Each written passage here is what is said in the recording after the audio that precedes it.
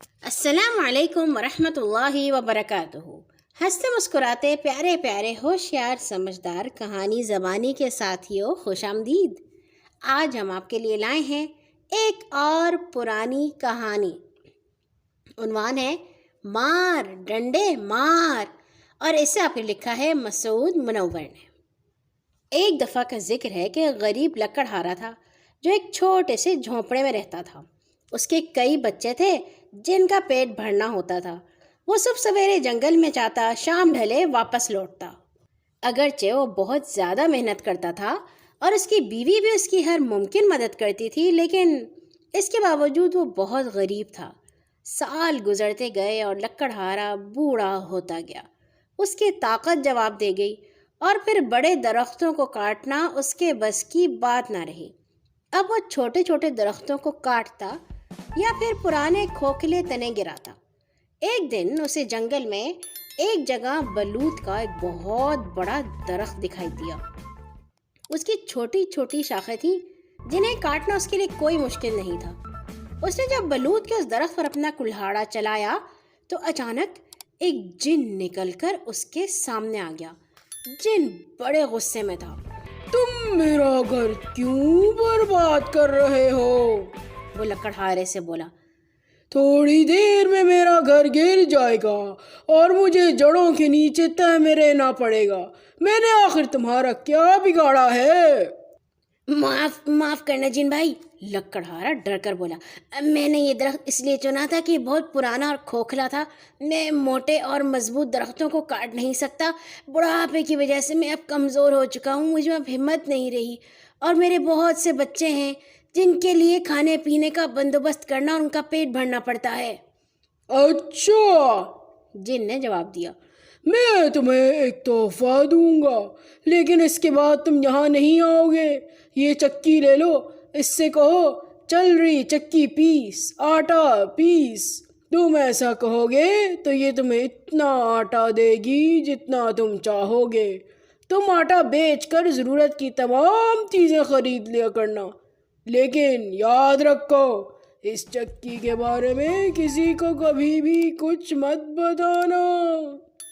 لکڑہارا جب گھر پہنچا تو وہ بہت ہی خوش تھا اور اسے مجبوراً اپنی بیوی کو ساری کہانی سنانی پڑی۔ بیوی نے وعدہ کیا کہ وہ یہ بات کسی دوسرے کو نہیں بتائے گی۔ لکڑہارے نے کپڑا بچھایا، چکی کو اس کے اوپر رکھا اور بولا، چل رہی چکی چل پیس۔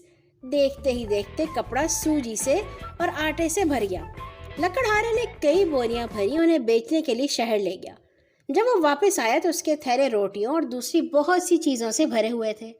اگلے روز وہ پھر شہر گیا، سوجی فروخت کی اور واپس لوٹا تو کپڑے، کمبل اور کھانا پکانے کے برتن اس کے ساتھ تھے۔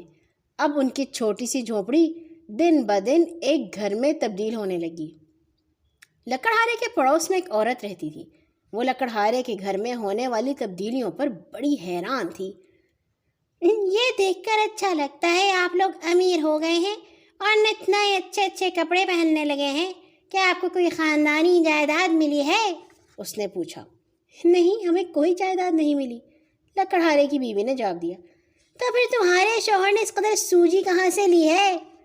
پڑوسن نے پوچھا۔ یہ ایک چکی ہے جو ہمیں ساری سوجی دیتی ہے، اس لاپرواہ عورت نے جواب دیا اور پھر ساری بات اپنی پڑوسن کو بتا دی۔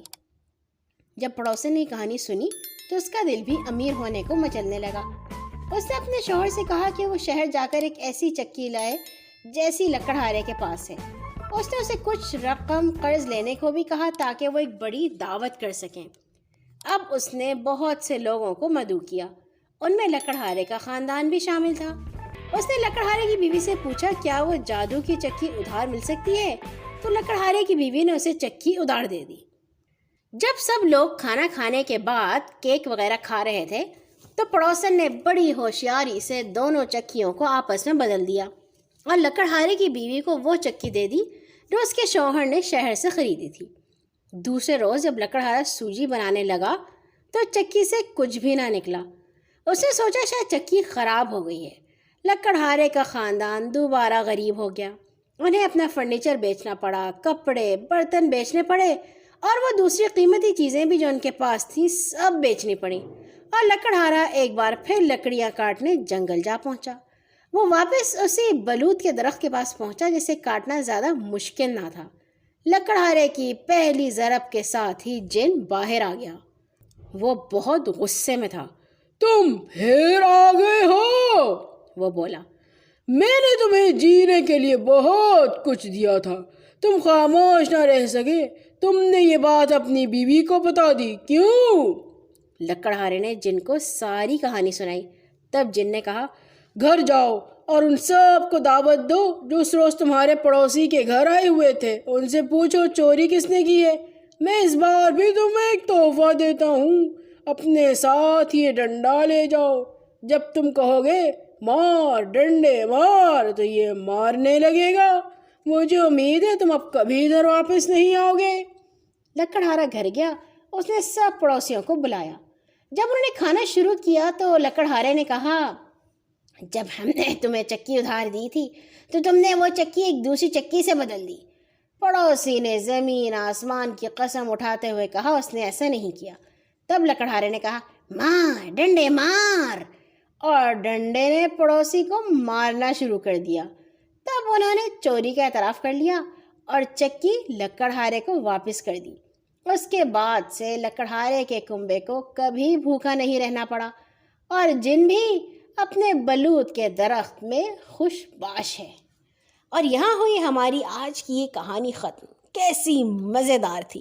کل آئیں گے ایک اور نئی کہانی کے ساتھ۔ اللہ حافظ۔